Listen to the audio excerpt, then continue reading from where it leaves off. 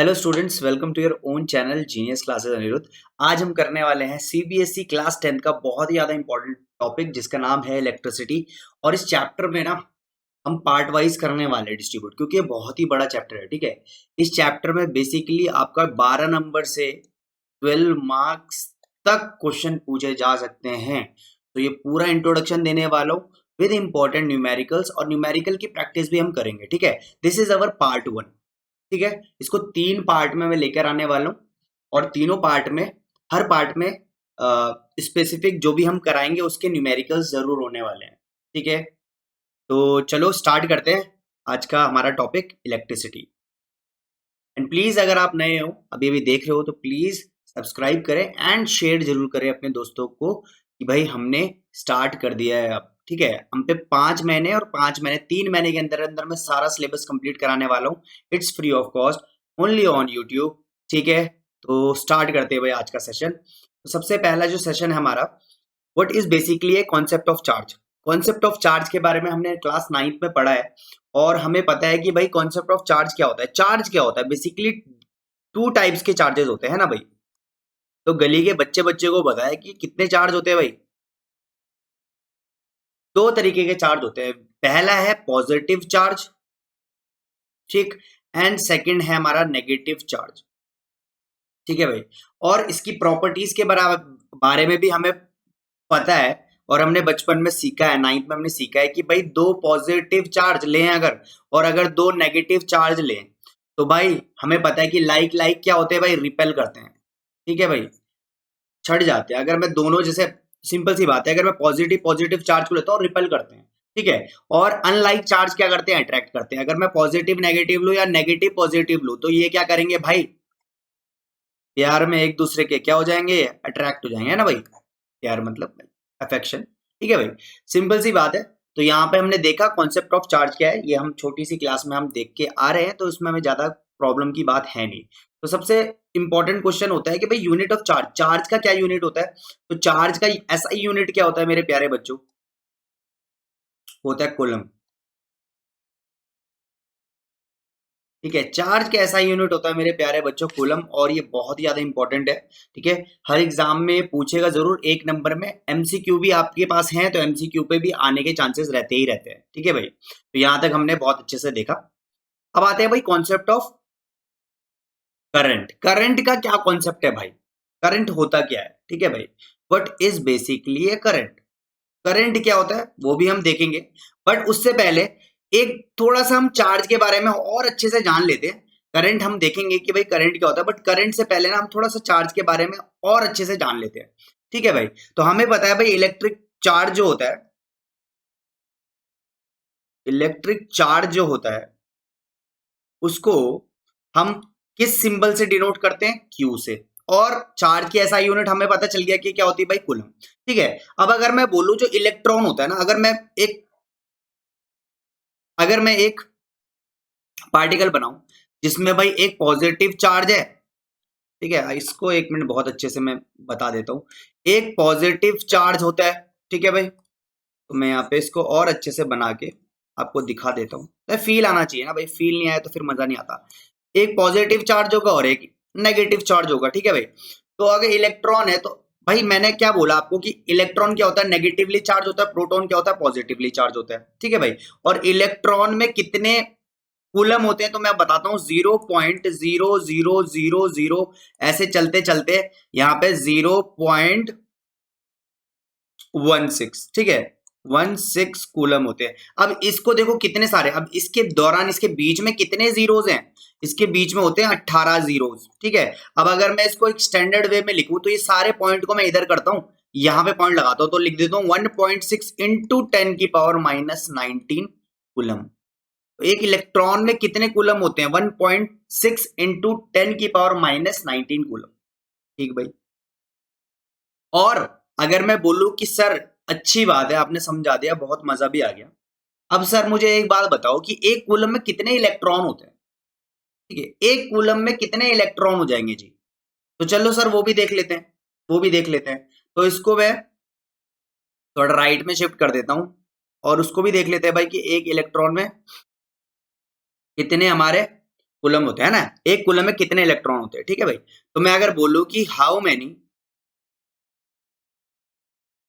Many electrons in -1 coulomb charge, एक -1 coulomb charge में कितने इलेक्ट्रॉन होते हैं, तो अगर मैं एक इलेक्ट्रॉन लिखूं यहाँ पे तो कितना होता है एक इलेक्ट्रॉन में, -1.6 इंटू 10⁻⁻19 कूलम।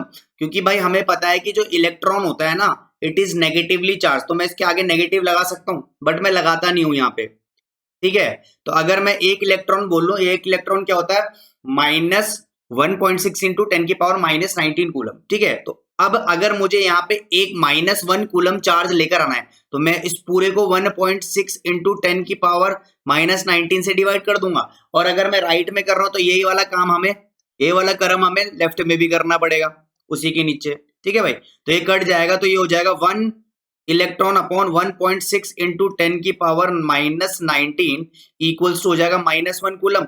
और अगर आप इसको सॉल्व करते हो तो भाई यहाँ पे आ जाने वाला है क्या, यहाँ पे आ जाने वाला है 0.625 इंटू 10⁻19 इलेक्ट्रॉन। तो भाई यहां से मुझे एक चीज पता चल गई, यहां से मुझे एक चीज पता चल गई कि भाई एक कूलम में ना 6.25 इंटू 10⁻18 इलेक्ट्रॉन होते हैं। And this is most important, ये चीज आपको पता होनी चाहिए, क्योंकि एक एक नंबर में देखो एमसीक्यू में भी आपसे वो खेलेगा, ठीक है, एमसीक्यू भी आपको खेलने वाला है एमसीक्यू में भी, तो ये चीज आपको पता होनी चाहिए, तो प्लीज नोट इट डाउन, ठीक है। ये चार्जेस के बारे में हमने थोड़ी बहुत कहानियां सुनी, क्योंकि बहुत ही ईजी है। अब थोड़ा सा कॉन्सेप्ट ऑफ करंट के बारे में भी सीख लेते हैं कि सर कॉन्सेप्ट ऑफ करंट है क्या, ठीक है भाई। What is basically a current, current होता क्या है, current is defined as a rate of flow of charge, किसी भी चार्ज का फ्लो को ही मैं क्या बोलता हूं, चार्ज जब फ्लो होता है ना उसी को मैं क्या बोला जाता है भाई, करंट। अब अगर इसको ना बहुत अच्छे से एक एक डायग्राम से समझते हैं कि मैंने ना यहाँ पे एक वायर ले ली, ठीक है भाई, और हमें पता है अगर मैं यहाँ पे बोल लूं this is positive and this is negative. अब गली के बच्चे बच्चे को पता है कि जो करंट होता है ना, जो करंट होता है वो फ्लो करता है कहां से कहां को, current flow charge from positive to negative. तो जो करंट होता है ना वो पॉजिटिव से नेगेटिव को फ्लो करता है। तो अगर मैं इसको लाल रंग से बनाऊं तो यहाँ पे देखो मेरा जो करंट है ये पॉजिटिव से नेगेटिव को जा रहा है, पॉजिटिव से नेगेटिव को मेरा क्या जा रहा है, करंट जा रहा है, ठीक है। ये जो मेरा करंट है विच इज आई, ये पॉजिटिव से नेगेटिव को फ्लो करता है। और हमें पता है कि जो इलेक्ट्रॉन होता है ना, जो इलेक्ट्रॉन होता है ना, electron it is negatively charge particle.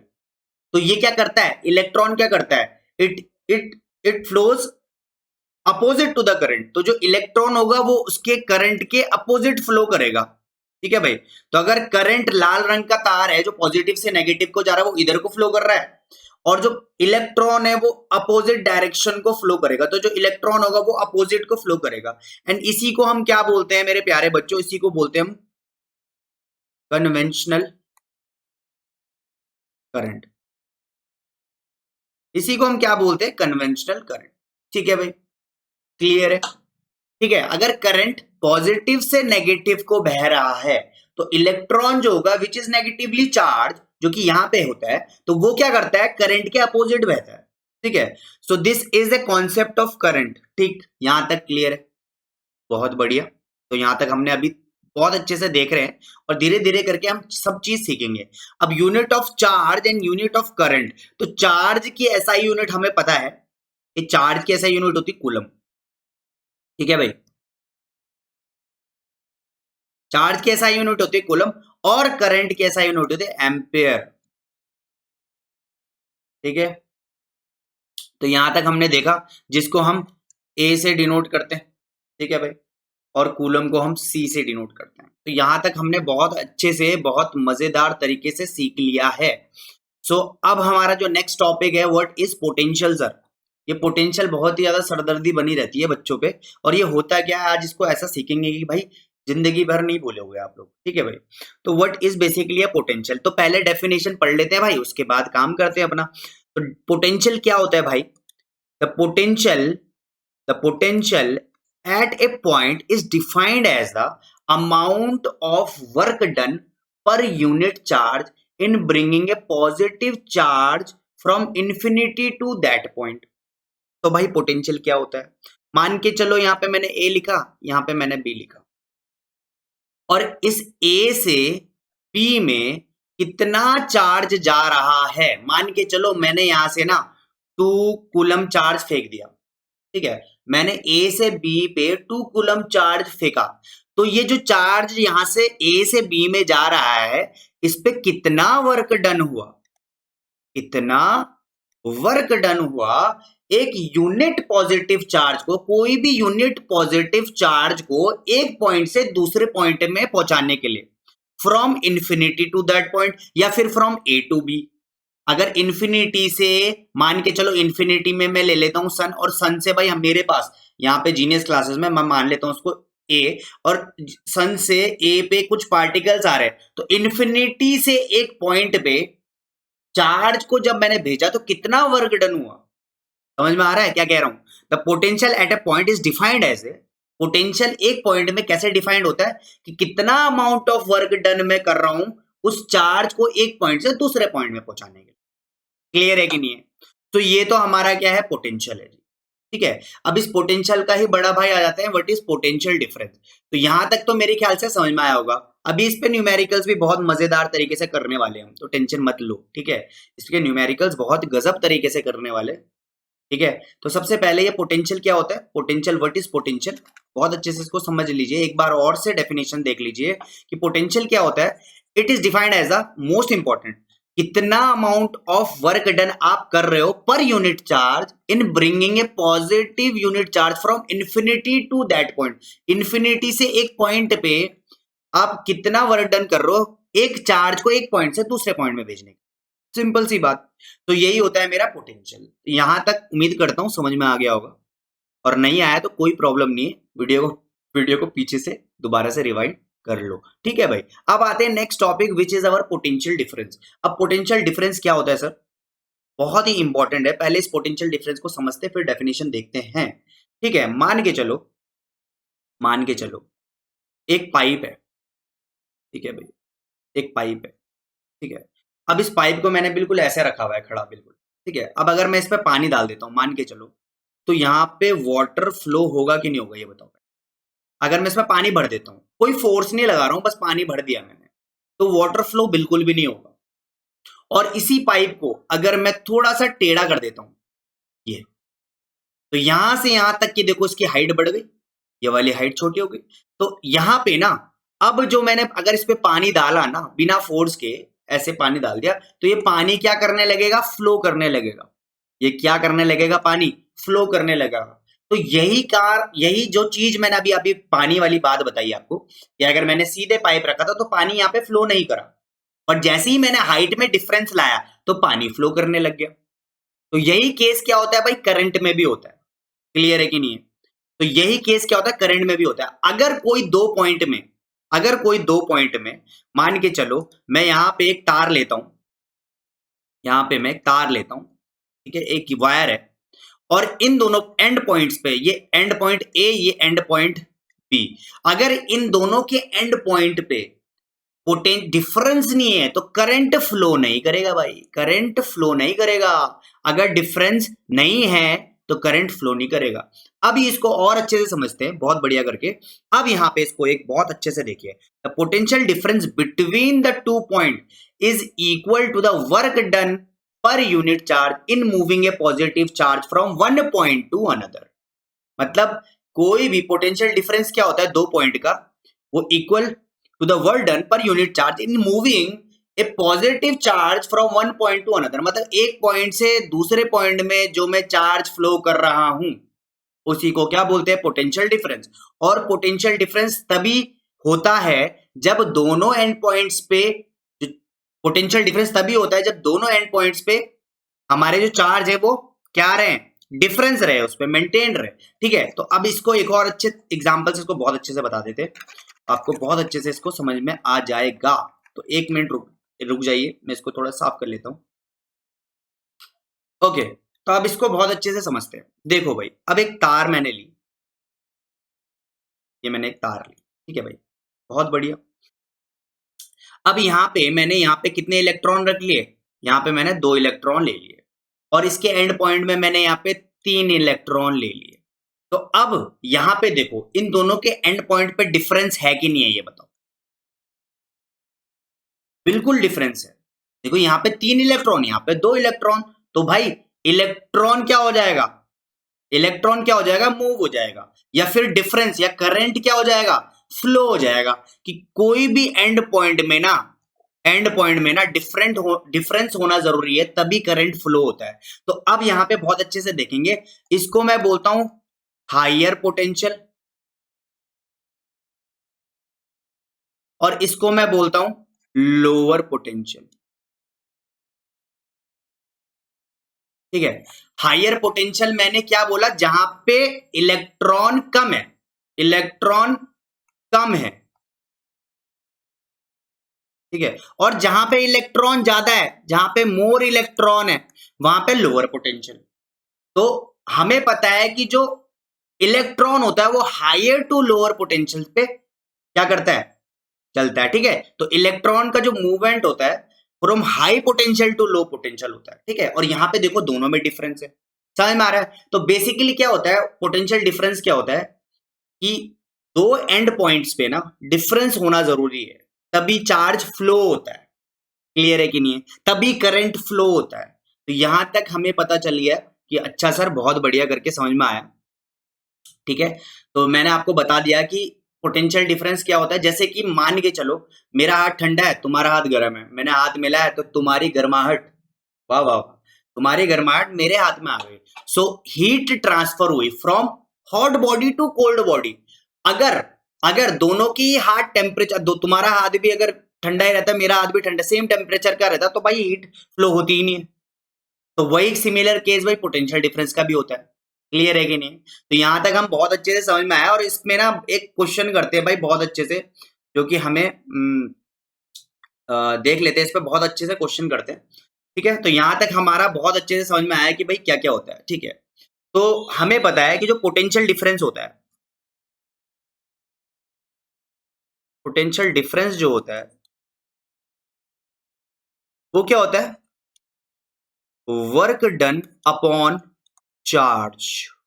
बहुत ही important, one of the most important, और एमसीक्यू में तो ये सवाल जरूर आएगा ही आएगा। ठीक है भाई, अब मान के चलो ये ए पॉइंट है और ये एक बी पॉइंट है। अब ए पॉइंट से बी पॉइंट में कोई चार्ज फेंका, किसी ने चार्ज फेंक दिया, विच इज, अब यहाँ पे चार्ज हमें दे रखा है 2 कूलम। ठीक है, और यहाँ पे पोटेंशियल डिफरेंस, अब मैं इसको ना ऐसे भी लिख सकता हूं कि भाई, इसको ऐसे भी लिख सकता हूं, यहां पे लिख लेता हूं कि डेल्टा वी जो होगा ना, which is work done upon charge, Q लिख देता हूं। तो डेल्टा वी, डेल्टा मतलब होता है चेंज, चेंज, तो डेल्टा मतलब चेंज। तो यहां देखो एक पॉइंट से चार्ज जब यहां से बी पॉइंट में गया, तो यहां पे पोटेंशियल डिफरेंस कुछ ना कुछ तो रहा होगा। मान के चलो यहाँ पे 15 वोल्ट है और इस बी पॉइंट में मान के चलो 30 वोल्ट है। अब यहां से ए पॉइंट से बी पॉइंट में जो चार्ज फेंका वो 2 कूलम चार्ज था। ठीक, तो मुझे भाई वर्क डन निकालना है, वर्क डन अपने को निकालना है। तो ये कैसे निकालेंगे, बहुत अच्छे से इसको देखते हैं। अपने को पता है फॉर्मूला कि डेल्टा वी जो होता है ना, वो होता है वर्क डन ओवर चार्ज। और डेल्टा वी, डेल्टा मतलब चेंज, चेंज मतलब फाइनल माइनस इनिशियल। तो भाई मैंने चार्ज ना, बहुत इंपॉर्टेंट है, मैंने चार्ज ना ए से बी में फेंका था, तो यहां पे इनिशियल क्या था मेरा? ए, और फाइनल क्या था मेरा? बी। क्लियर है? तो फाइनल माइनस इनिशियल करूंगा ना मैं चेंज में, तो डेल्टा वी जो हो जाएगा मेरा, हो जाएगा V B minus V A equals to work done over charge. Simple. अब यहां पे मैं इस पे यहां पे लगाता हूं, तो वीबी कितना है मेरा? 30 volt minus 15 volt equals to work done कितना है, वही तो निकालना है चचा, अपॉन चार्ज इज 2। तो ये हो जाएगा 15 वोल्ट, ये कूलम है। अब इसको मैं इधर फेंकूंगा, यहां पे ले आते हैं इसको, तो ये हो जाएगा 2 coulomb equals to work done. And यहां से भाई हम पे आ चुका है 30 जूल, हमारा आ जाएगा वर्क डन कितना हुआ भाई? 30 जूल हो गया। तो यहाँ पे बहुत अच्छे से एक चीज समझ लेते हैं। तो जो अभी हमने देखा कि सर एक पॉइंट से बी पॉइंट में हमने चार्ज फेंका, ए में 15 वोल्ट था, बी में 30 वोल्ट था और 2 कूलम चार्ज फेंका, तो अब मेरा वर्क डन कैसा, तो मैंने सीधे सीधे फॉर्मूला लगाया delta V equals to work done और चार्ज, और मैंने यहाँ से आंसर लेकर आ गया हूँ।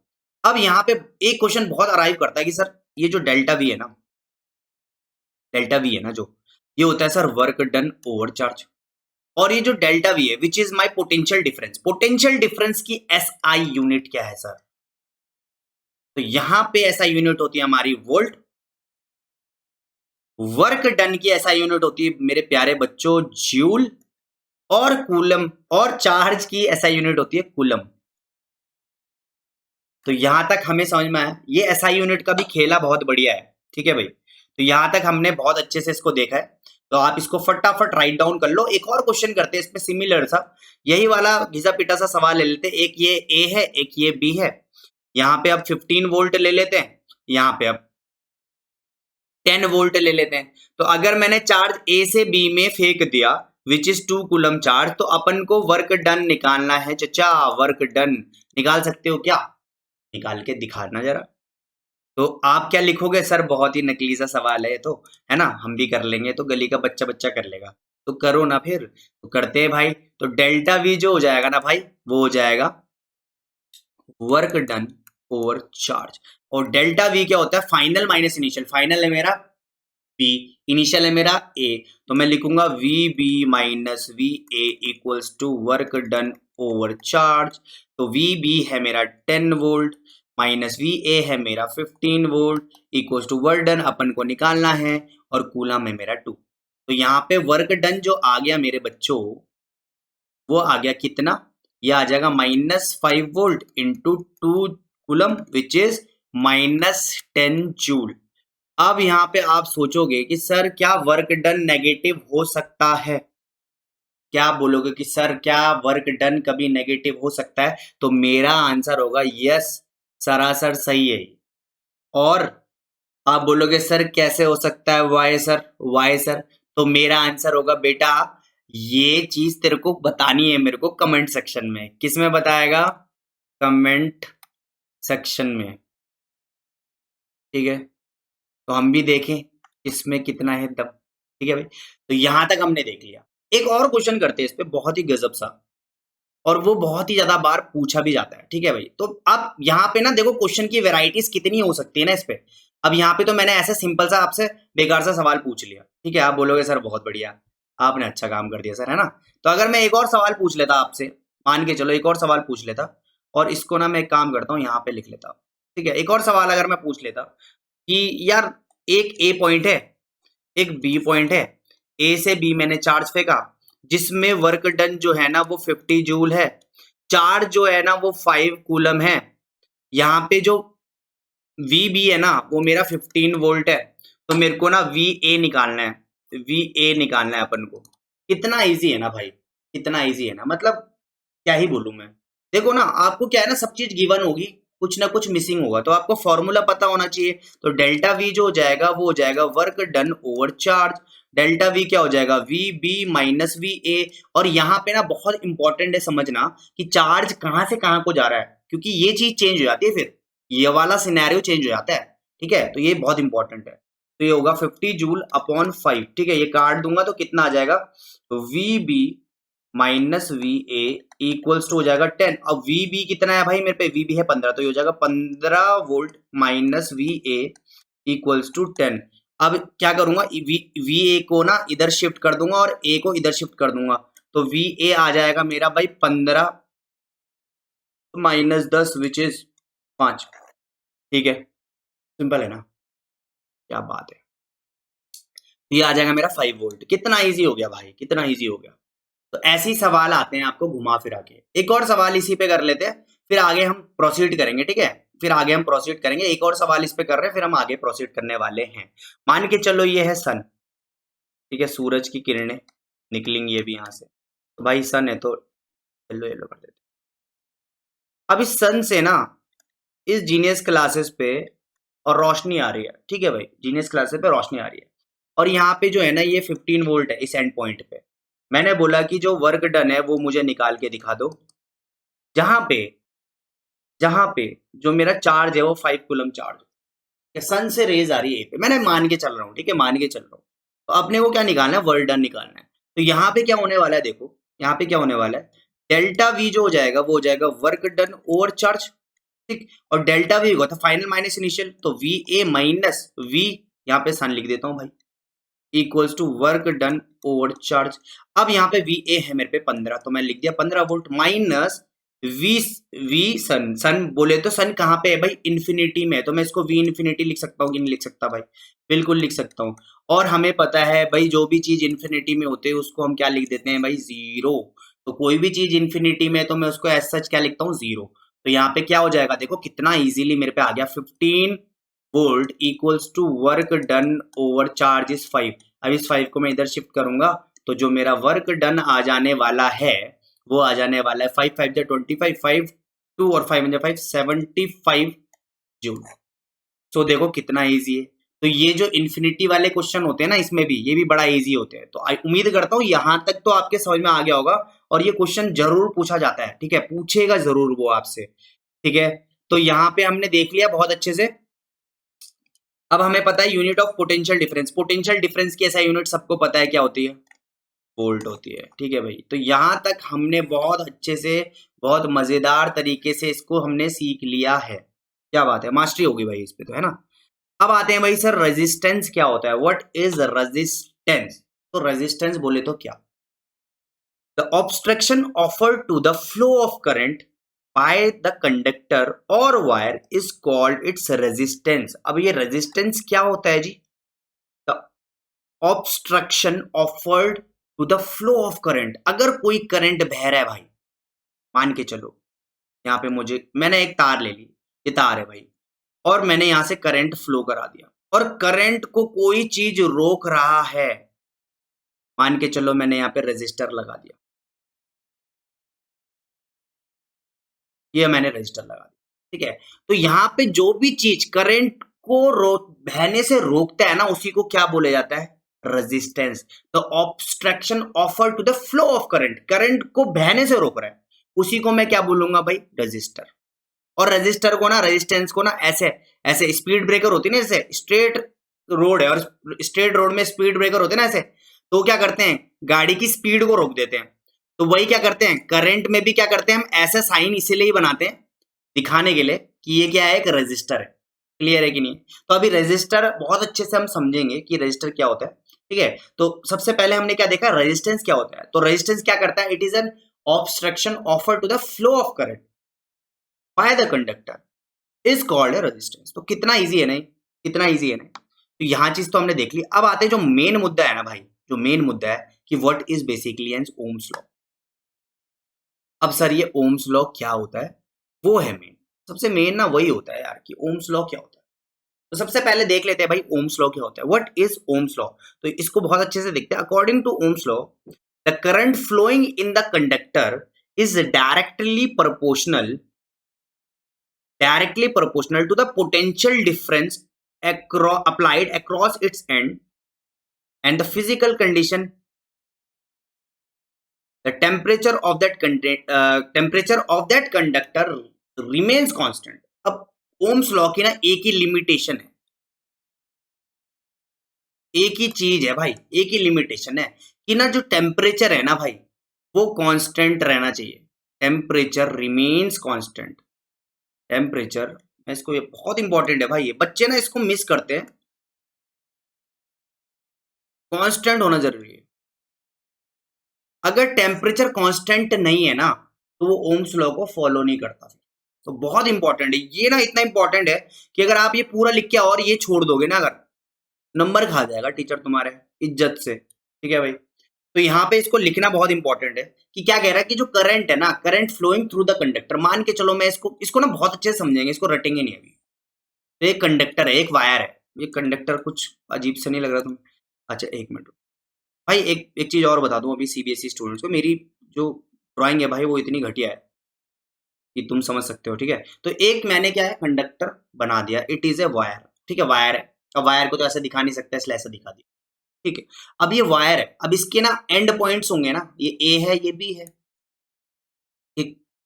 अब अगर मैं इस पे करंट पास कराता हूं, अब क्या बोल रहा है सुन लो, the current flowing in the conductor, जो करंट है flowing in the conductor is directly proportional to the potential difference across its ends.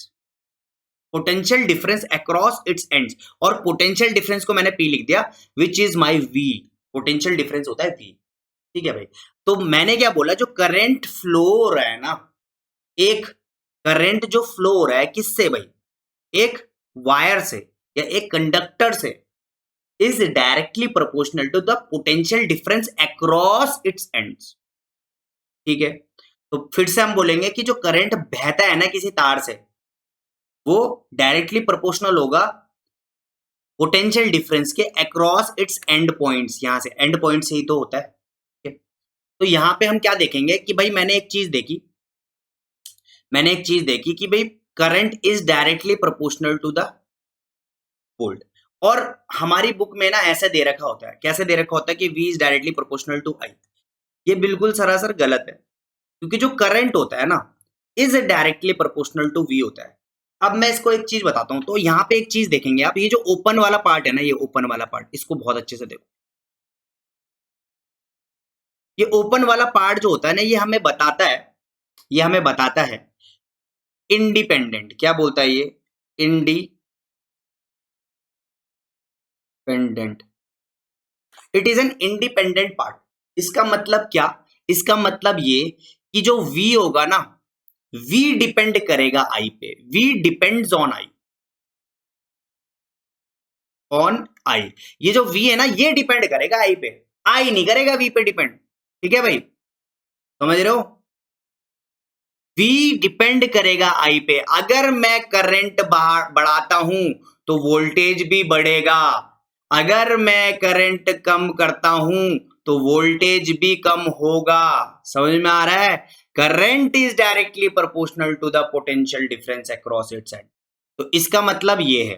तो अगर मैं आपको एक चीज बोलूं कि V is directly proportional to I, या मैं बोल सकता हूं भाई I is directly proportional to V, so मैं यहां से बोल सकता हूं कि जो V होता है ना, अगर मैं डायरेक्टली प्रोपोर्शनल का साइन हटाऊंगा तो यहां पे एक इक्वल्स टू लगेगा, और जब इक्वल्स टू लगेगा तो इक्वल्स टू को हटाने के लिए मुझे कांस्टेंट लगाना पड़ता है, विच इज माय R। तो यहां से मेरे पे एक कंडीशन बनेगी विच इज ओम्स लॉ, और ये बोलता है V equals to I R, V equals to I R. और बच्चों को याद करने का तरीका क्या है भाई, तो सलमान खान का गाना गा लो, सुरीली अखियों वाली, है ना। तो वो क्या था, वीर, वो उस पिक्चर का नाम वीर था ना, तो ऐसे करके याद रखो, V equals to I R, V equals to I R. यहां तक क्लियर है कि नहीं है, बहुत बढ़िया। तो अभी हमने क्या देखा, V equals to I R. तो मैं इसको ना यहाँ पे लिख लेता हूँ, एक कंडीशन लिख लेता हूँ बहुत अच्छे से, कि हमें पता है कि V is directly proportional to I, तो V इक्वल्स टू I और R, जब ये डायरेक्टली प्रोपोर्शनल हटा तो यहाँ पे एक इक्वल्स टू लगा और एक कांस्टेंट लग गया, ठीक है। अब यहाँ पे एक चीज बहुत इंपॉर्टेंट है, यहाँ पे एक बहुत इंपॉर्टेंट चीज है कि अगर मैं करंट को बढ़ाता हूं ना तो वोल्टेज भी बढ़ती है, और अगर मैं करंट को कम करता हूं ना तो वोल्टेज भी कम होती है, ठीक है। अब अगर मैं बोलूं कि भाई वोल्टेज अगर मैं बढ़ा देता हूँ, क्या रेजिस्टेंस पे कोई चेंज आएगा, रेजिस्टेंस पे जरा बताओ। देखो रेजिस्टेंस में कोई भी चेंज नहीं आने वाला, because resistance is constant. Resistance ना किसी के लिए भी चेंज नहीं होता, इट इज कांस्टेंट, ठीक है भाई। रेजिस्टेंस क्या होता है भाई, रेजिस्टेंस होता है कांस्टेंट, ये किसी के लिए चेंज नहीं होता है। क्लियर है कि नहीं है भाई। तो यहां तक हमने क्या देखा, V equals to I R. अब यहाँ पे एक चीज बहुत इंपॉर्टेंट है जिसको मैं बता देता हूं, तो मैं यहाँ पे इसको लिख लेता हूं, V equals to I R. V की एसआई यूनिट सबको पता है, वोल्टेज, वोल्ट, वोल्टेज करो वोल्ट। I की होती है एम्पियर, और रेजिस्टेंस की होती है ओम, ठीक है भाई। अब ये जो रेजिस्टेंस है भाई, हमें पता है कि रेजिस्टेंस जो है ना, it is a French scientist थे, उन्होंने बनाया, ठीक है भाई, जिसका नाम ओम था, तो उसी के नाम पे रख दिया गया रेजिस्टेंस, ठीक है भाई। तो इसका इसका जो सिंबल होता है ना रेजिस्टेंस का, वो ऐसे होता है, ठीक है भाई। और एम्पियर का तो आपको पता है ए, और वोल्टेज का वोल्ट का आपको पता है। तो यहां तक तो हमारा बहुत ही अच्छे तरीके से क्लियर हो गया, इसमें कोई प्रॉब्लम ना आई हमें। तो हम आगे बढ़ते हैं, ठीक है। अब ये कंडक्टेंस क्या होता है भाई, तो reciprocal of resistance is called conductance, ठीक है भाई। तो अगर मैं बोलूं 1/r जो होगा ना वो क्या हो जाएगा मेरा, रेसिप्रोकल ऑफ रेजिस्टेंस होता है कंडक्टेंस। तो मैं क्या लिखूंगा इसको, कंडक्टेंस, और इसको मैं जी से डिनोट करता हूँ। ठीक है भाई, तो यहां तक हमें समझ में आ गया। ठीक है भाई, तो हमने ये बहुत अच्छे से देखा, यूनिट ऑफ रेजिस्टेंस देख लिया, बहुत अच्छे से हमने ओम्स लॉ को डिराइव किया। ठीक है, अब आते हैं ओमिक कंडक्टर। अब ये ओमिक कंडक्टर क्या होते हैं मेरे प्यारे बच्चों, जो ओम्स लॉ को ना, ओम्स लॉ को फॉलो करते हैं, विच फॉलोज योर ओबे, विच ओबे ओम्स लॉ, या विच फॉलोज ओम्स लॉ, उसको बोलते हैं ओमिक कंडक्टर। और नॉन ओमिक क्या होता है, the conductor which do not obey Ohm's law, जो ओम्स लॉ को ओबे नहीं करता, फॉलो नहीं करता, उसको क्या बोलते हैं, नॉन ओमिक कंडक्टर। ठीक है भाई, यहां तक हमने बहुत अच्छे से देखा। अब आते हैं one of the most important topic, और ये बहुत ही ज्यादा इंपॉर्टेंट टॉपिक है मेरे प्यारे बच्चों। ठीक है, मार्क एज इंपॉर्टेंट। तो फैक्टर क्या है, किस फैक्टर में अफेक्ट करता है रेजिस्टेंस, ये बहुत ही ज्यादा इंपॉर्टेंट है। तो जो resistance of a conductor depends on the following 4 factors, 4 factors में डिपेंड करता है रेजिस्टेंस। पहला है मटेरियल पे, कि कंडक्टर जो वायर है वो कौन से मटेरियल का है, उस पर डिपेंड करता है। दूसरा है लेंथ पे, तीसरा है वो कितना चौड़ा है, कितना मोटा है, थिकनेस पे। और चौथा है temperature of a conductor, temperature of a conductor पे। ठीक है भाई, तो ये 4 चीजें जो कि अभी हम बहुत अच्छे से देखेंगे। तो ये 4 फैक्टर है, 4 फैक्टर है जिसपे रेजिस्टेंस जो है वो अफेक्ट करता है, और ये बहुत ही ज्यादा इंपॉर्टेंट है। ठीक है, तो यहाँ पे अभी हम देखते हैं कि सबसे पहला आता है मटेरियल पे। तो सबसे पहले देखो यार, मटेरियल ऑफ ए कंडक्टर पे भी डिपेंड करता है। ठीक है, तो ये वाला जो टॉपिक है ना, ये फर्स्ट वाला, इसको अभी हम देखेंगे। सबसे पहले मैं नीचे आता हूँ, लेंथ में आता हूँ। ठीक है भाई, तो इसको अभी हम देखते हैं, मटेरियल पे डिपेंड करता है। पहले मैं आता हूँ लेंथ पे। तो लेंथ ऑफ ए कंडक्टर बोले तो क्या, तो जो रेजिस्टेंस होता है ना, it is directly proportional to the length. मतलब क्या बोले तो, क्या सर, बोले तो ये कहानी सुनाए हम आपको। कहानी इस प्रकार है कि भाई मेरे पे ना आज से कुछ सालों पहले एक एक्सटेंशन हुआ करता था, जो कि कम से कम ऐसे ऐसे मैं इसको एक्सटेंशन बनाता हूँ, 10 मीटर की तार थी। ठीक है, तो भाई पहले क्या होता था ना, पहले जो होता था घरों में ना, पहले एक्सटेंशन तो होते नहीं थे, पहले तो मोबाइल होते नहीं थे, तो बड़ी तार लगा के और एक्सटेंशन लगा के फिर चार्ज करना पड़ता था फोन। तो मैंने 10 मीटर की तार खुद बनाई, क्योंकि अब यार साइंस के स्टूडेंट है भाई, इतना तो खुद ही कर सकते हैं ना। तो मैंने खुद लंबी सी तार बना दी 10 मीटर की। तो मैंने अपना फोन को चार्ज किया, भाई टॉर्च वाला फोन होता था उस टाइम। वो टॉर्च वाला फोन ना 2 घंटे में चार्ज हो जाता था, क्योंकि भाई अपन को रात को बात करनी होती थी। ठीक है भाई, समझ रहे हो। तो अब यहाँ पे क्या है, 2 घंटे चार्ज पे 2 घंटे में हो जाता था भाई। वो 2 घंटे जब मैंने इस पे लगाया इसको, तो 2 घंटे में चार्ज ना होके वो 5 घंटे में चार्ज हो रहा। मैंने बोला यार ये क्या ड्रामा है, समझ में नहीं आ रहा मेरे को कुछ। तो बाद में मुझे पता चला कि भाई अच्छा ये चीज है भाई।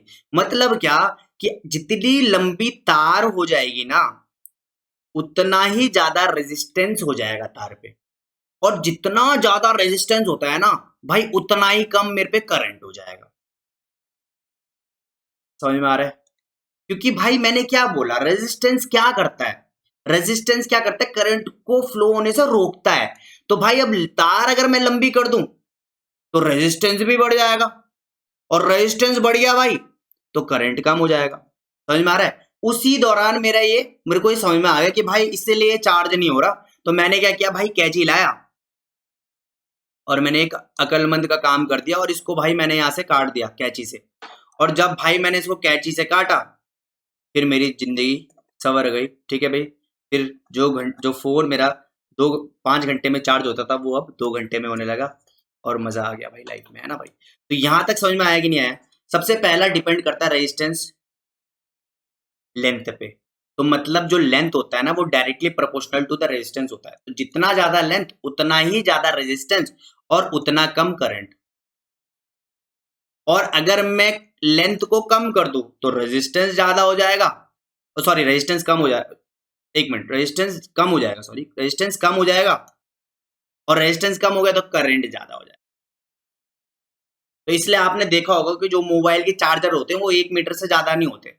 अगर वो 10 मीटर के हो जाए ना भाई, तो तुम्हारा फोन भी फास्ट चार्ज नहीं होगा फिर, क्योंकि लेंथ बढ़ा दी मैंने। समझ रहे हो, बहुत बढ़िया। तो this is my first equation where R is directly proportional to length, ये लिख लो फर्स्ट इक्वेशन।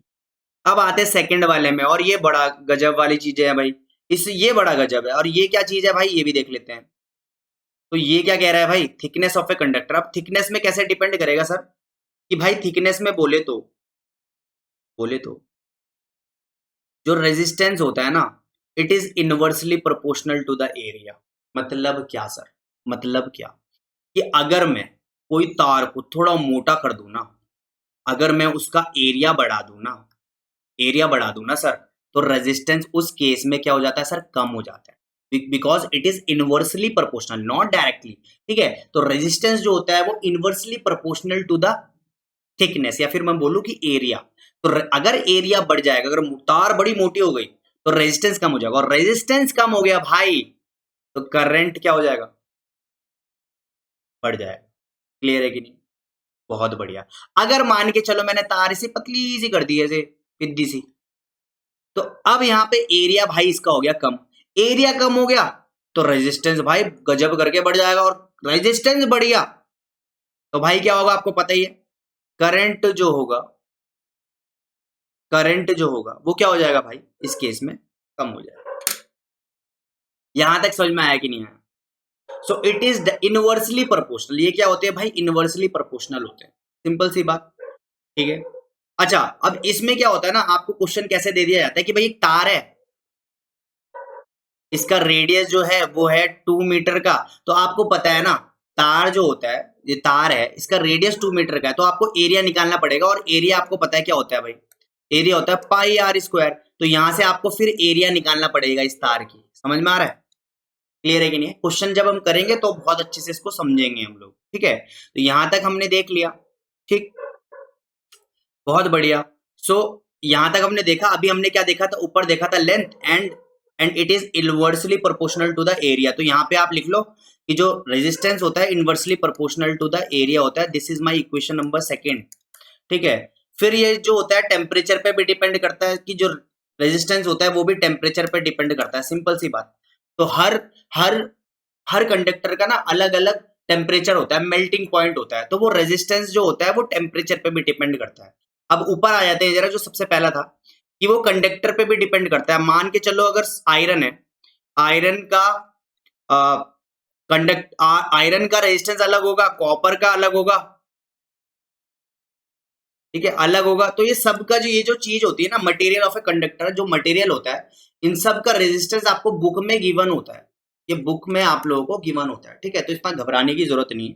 तो ये चार चीज हमने देखी, और ये मोस्ट इंपॉर्टेंट है भाई, थिकनेस ऑफ ए कंडक्टर और लेंथ ऑफ ए कंडक्टर। अब इस पे क्या आ जाता है भाई, स्पेसिफिक रेजिस्टेंस बन जाता है।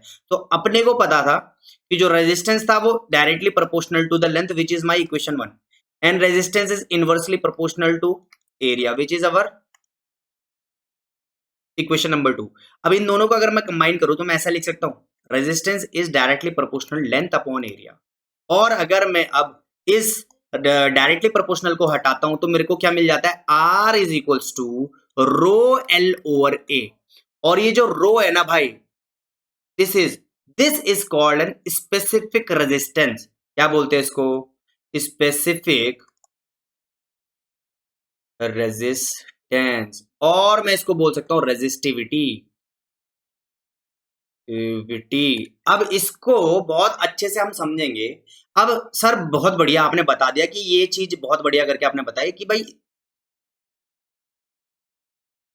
स्पेसिफिक रेजिस्टेंस या फिर रेजिस्टेंस को मैं कैसे कर सकता हूं। तो क्या मैं इसको ऐसे नहीं लिख सकता, R equals to rho L over A. और अगर मुझे रेजिस्टेंस निकालना है, स्पेसिफिक रेजिस्टिविटी निकालना है, तो क्या हो जाएगा, इस ए को भाई इधर फेंको, इस एल को इसके नीचे फेंको, तो ये हो जाएगा rho equals to R into A over L. और अगर मैं अब इसकी यूनिट निकालूं, एसआई यूनिट निकालूं, एसआई यूनिट ऑफ रेजिस्टिविटी, तो वो क्या हो जाएगा जी, वो क्या हो जाएगा, रो इक्वल्स टू रेजिस्टेंस की एसआई यूनिट गली के बच्चे बच्चे को पता है, विच इज ओम। एरिया की पता है भाई मीटर स्क्वायर, और लेंथ की पता है जी मीटर, मीटर स्क्वायर नहीं मीटर। तो भाई अगर मैं इस मीटर से एक स्क्वायर काट दूं, तो जो मेरी रेजिस्टिविटी की ऐसा यूनिट हो जाएगी, which is my ohm metre. तो यहां तक समझ में आया कि नहीं आया भाई? This is my specific resistivity, ठीक है, स्पेसिफिक रेजिस्टेंस और रेजिस्टिविटी। सो उम्मीद करता हूं यहां तक आपको बहुत अच्छे से समझ में आ गया होगा। अब हम क्या करने वाले हैं, इस स्पेसिफिक रेजिस्टेंस या फिर स्पेसिफिक रेजिस्टिविटी के ना कुछ न्यूमेरिकल करते हैं, जो कि बहुत ज्यादा इंपॉर्टेंट है, ठीक है। तो करते हैं भाई इस पे एक न्यूमेरिकल, ठीक है। तो मैं अब यहाँ पे इसको लेकर आता हूँ आपको और न्यूमेरिकल इस पे कराते हैं, ठीक है। ओके, बहुत बढ़िया। हम्म। तो स्टार्ट करते हैं हमारा न्यूमेरिकल्स। तो न्यूमेरिकल्स के ना बहुत इजी वाले होते हैं। देखो यहाँ पे ना इसके जो क्वेश्चंस आते हैं वो बहुत ही इजी वाले होते हैं, ज्यादा टफ होते नहीं है, ठीक है भाई। तो कुछ एग्जाम्पल्स देखेंगे, कुछ बढ़िया करके न्यूमेरिकल्स भी देखेंगे इसकी, ठीक है।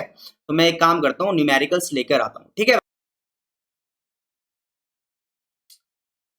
सो अब मैंने एक क्वेश्चन लिख लिया है। अब यहाँ पे देखो रेजिस्टिविटी वाला क्वेश्चन हम कराने वाले हैं, ठीक है भाई। तो यहाँ पे क्या कह रहा है, एक वायर है, ठीक है, जो कि क्या है, कॉपर वायर है, जो कि 1 किलोमीटर की है। अरे भाई बहुत बड़ी लंबी तार है ये, 1 किलोमीटर की कॉपर वायर हमने यहाँ पे ले ली है। और क्या कह रहा है, जो इसका रेडियस है ना, विच इज 1 mm, 1 मिलीमीटर का इसका रेडियस है, ठीक है। और जो रो दे रखा है हमें, मतलब स्पेसिफिक रेजिस्टेंस ऑफ कॉपर दे रखा है, वो आपको गिवन है 1.72 इंटू 10⁻⁸ ओम मीटर, ठीक है। तो कैलकुलेट आपको क्या निकालना, रेजिस्टेंस विच इज आर, आपको आर निकालना है, ठीक है भाई। तो सबसे पहले ना हम फॉर्मूला देख लेते हैं भाई। अपने को फॉर्मूला पता है कि जो आर होता है ना, वो होता है रो L/A, ठीक है। अपने को लेंथ भी पता है, तो जो जो चीज गिवन है पहले वो लिख लेते हैं, ठीक है भाई। तो अपन पे गिवन क्या क्या है वो लिख लेते हैं। गिवन हम पे क्या क्या है वो मैं लिख लेता हूँ, ठीक है। तो सबसे पहले अपने को गिवन है लेंथ, अपने को गिवन है विच इज 1 किलोमीटर, ठीक है। रो आपको गिवन है which is 1.72 into 10⁻⁸ ohm metre. And आपको एरिया गिवन है क्या, एरिया नहीं गिवन अपने को, बस क्या गिवन है अपने को, रेडियस गिवन है। रेडियस अपने पे क्या है, 1 mm। तो मैंने आपको क्या बोला था, मैंने आपको बोला था कि देखो यहाँ पे ना आपको रेडियस ही गिवन होगा, आपको एरिया निकालना पड़ेगा, ठीक है। तो सबसे पहले देखो, हमें पता है ना कि जो लेंथ होता है इसकी एसआई यूनिट होती है मीटर, ठीक है, ठीक है, ठीक। और एरिया की क्या होती है, मीटर स्क्वायर, ठीक है भाई। तो लेंथ की तो सबसे पहले मीटर है ना, तो ये लेंथ तो हमारा किलोमीटर में है, तो इसको मैं मीटर में चेंज कर लेता हूँ। तो 1 किलोमीटर होता है 1000 मीटर, ठीक है। तो मैं इसको लिख सकता हूँ 1000 मीटर, कोई दिक्कत तो नहीं है, बहुत बढ़िया। तो अब मुझे क्या करना पड़ेगा, पहले इस 1 mm को ना, 1 मिलीमीटर को ना मीटर में चेंज करना पड़ेगा, ठीक है ना। रेडियस को मीटर में चेंज करना पड़ेगा, यहाँ तक क्लियर है। और हमें पता है कि 1 mm जो होता है वो होता है 10⁻³ मीटर, ठीक। तो ये सीधे सीधे क्या हो जाएगा, इसको मैं लिख दूंगा यहाँ पे कि जो रेडियस हो जाएगा वो हो जाएगा 1/1000 मीटर, ठीक है जी। यहाँ तक हमने ये सारी चीजें लिख ली, जो जो चीज हमें गिवन होती है ना वो मैंने लिख ली है यहाँ, ठीक है। अब मुझे ना कोई दिक्कत होने नहीं वाली, ठीक है। तो अब अपन लगाते हैं फॉर्मूला। तो रेडियस हो जाएगा, रो है मेरे पे 1.72 इंटू 10⁻⁸ इंटू लेंथ है मेरे पे 1000 अपॉन एरिया। अब एरिया जो होता है ना, एरिया ऑफ सर्कल क्या होता है, पाई आर स्क्वायर, ठीक है भाई। अब पाई बोले तो पाई होता है मेरा 3.14 इंटू रेडियस का स्क्वायर विच इज 1/100, 1/1000 अपॉन 1/1000, ठीक है जी। यहाँ पे अब मैंने इसको लिख लिया है, ठीक है भाई, बहुत बढ़िया करके ये मैंने लिख लिया है। तो इसको मैं ऐसे भी लिख सकता हूँ, रेडियस हो जाएगा मेरा 1.72 इंटू 10⁻⁸ इंटू 1000 अपॉन 3.14 इंटू 10⁻⁻6, ठीक है भाई। देखो 10⁻⁻6, ये इसको मैं ऊपर लिखूंगा 10⁻³ हो जाएगा, इसको करके हो जाएगा -6। अच्छा चलो मैं यहाँ पे ऐसे कर लेता हूँ यार, कोई दिक्कत नहीं। मैं इसको ऐसे नहीं लिख सकता क्या, 10⁻³ इंटू 10⁻³ और हमें पता है कि जब बेस सेम होता है तो पावर्स ऐड हो जाती है, तो हो जाएगा 10⁻⁻6 है भाई, ठीक। अब देखो, अब में इससे पूरा कट जाएगा तो ये हो जाएगा 10⁻², ठीक है, ये पूरा कट गया ऊपर, ये हो जाएगा 10⁻², ठीक। बहुत बढ़िया, ठीक है जी। अब आप इसको सॉल्व कर लेंगे तो ये हो जाएगा, रेडियस जो हो जाएगा वो हो जाएगा 1.72 इंटू 1/100, ठीक है। इसको मैं ऐसे लिख सकता हूँ ना, 1/100 अपॉन 3.14 इंटू 1000, 10 से 10 क्या बात है।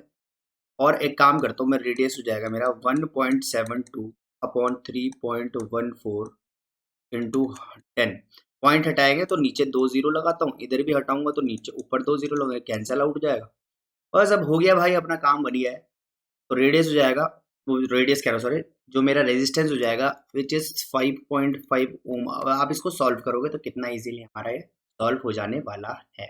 तो उम्मीद करता हूँ यहाँ तक आपको समझ में आ गया होगा और ये कैसे क्वेश्चंस होते हैं आपको देख लिया होगा, ठीक है ना। एक बार प्लीज आप इसको राइट डाउन कर लीजिए फटाफट फटाफट, ठीक है। ऐसे ही क्वेश्चन आप पे आने वाले हैं। अब आते हैं मेरे प्यारे बच्चों, ऐसे क्वेश्चन, एक कुछ क्वेश्चन और भी होते हैं, जैसे कि ये हो गया हमारा स्ट्रेचिंग वाले क्वेश्चन होते हैं। अब वो स्ट्रेचिंग वाले क्वेश्चन क्या होते हैं वो भी एक बार देख लेते हैं।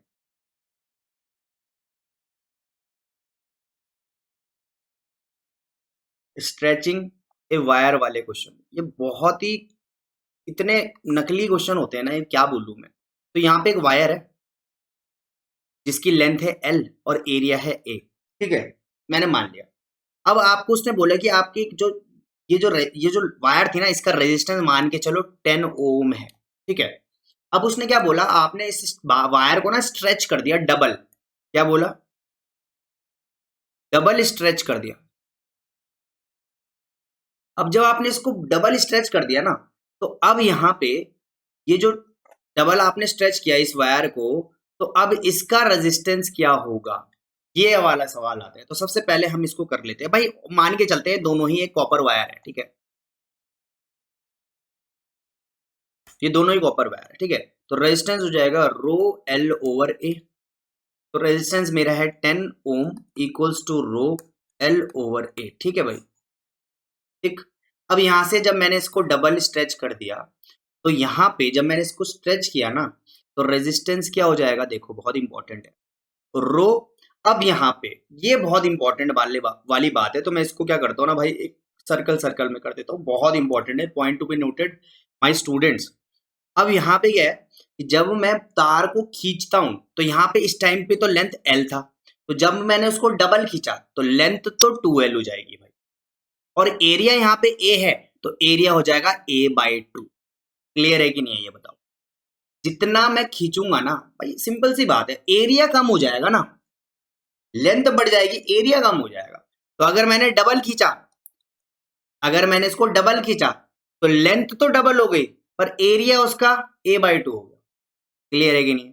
ऐसे ही यहाँ पे ट्रिपल भी होता, मान के चलो अगर ट्रिपल होता, ट्रिपल खींचता, तो जब ट्रिपल खींचता तो लेंथ तो 3L हो जाती, पर एरिया जो हो जाता वो हो जाता A/3। ऐसे ही मैं बोलूं 10 गुना खींच लेता उस वायर को, तो लेंथ जो हो जाता वो हो जाता 10L और एरिया हो जाता A/10। क्लियर है कि नहीं। तो ये बड़ा नकली से क्वेश्चन होते हैं, अब लगाओ इस पे। तो अब देखो, जब मैंने खींचा था तो ये हो जाता 2L और एरिया क्या हो गया था A/2, ठीक।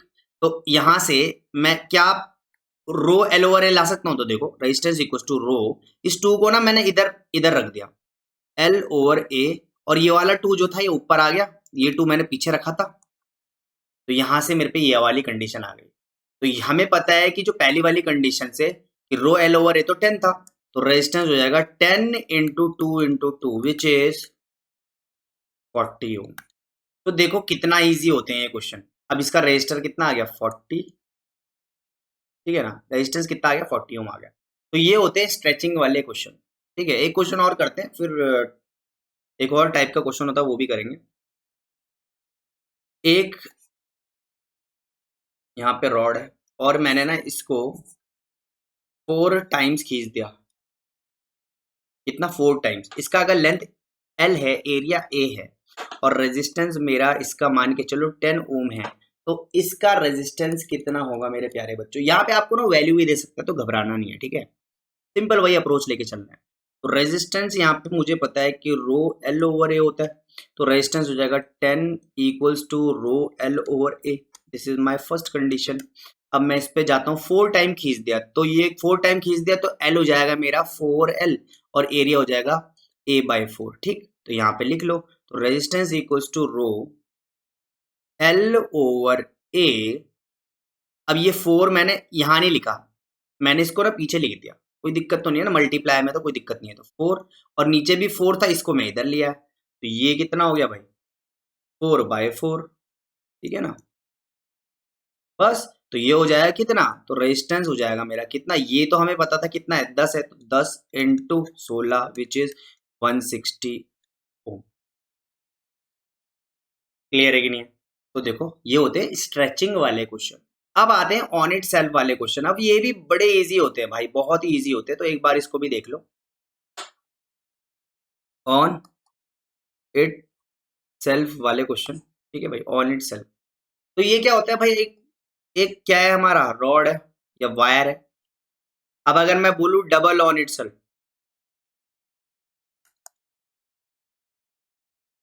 डबल ऑन इट सेल्फ मतलब कि मैंने इसको बीच से ऐसे बंद किया और ये वाला जो पार्ट था इसको उठा के यहाँ पे वापस कर दिया, मतलब क्या कि ये ऐसा हो गया। देखो हम ऐसे करते हैं ना, कोई भी दो तार को एक के ऊपर एक लगा देते हैं, तो मैंने उसी के ऊपर वो तार लगा दी।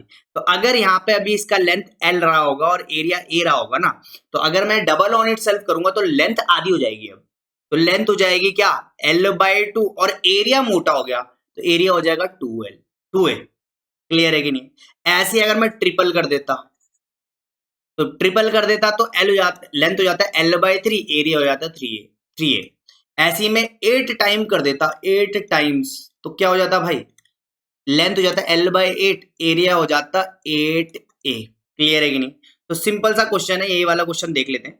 इसका रेजिस्टेंस अगर मुझे दे रखा है 10 ओम, तो मुझे अब इसका रेजिस्टेंस निकालना है। तो भाई हमें पता है कि रेजिस्टेंस जो होता है रो एल ओवर ए होता है, which is 10 rho L over A.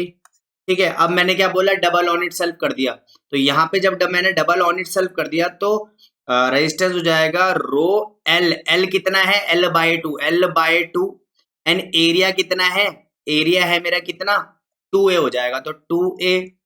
ठीक है, अब अगर मैं इसको निकाल दूं तो यहाँ देखो ये हो जाएगा R equals to rho L over A into 1/4। तो इसके जगह मैं अब यहाँ पे क्या रखूंगा, 10 रख दूंगा, तो R हो जाएगा मेरा 10 इंटू 1/4। तो यहाँ पे इसको काटूंगा, 2 2 जा 2 5 जा, तो रेजिस्टेंस हो जाएगा मेरा 5/2 ओम। क्लियर है कि नहीं है भाई? This is on itself type question.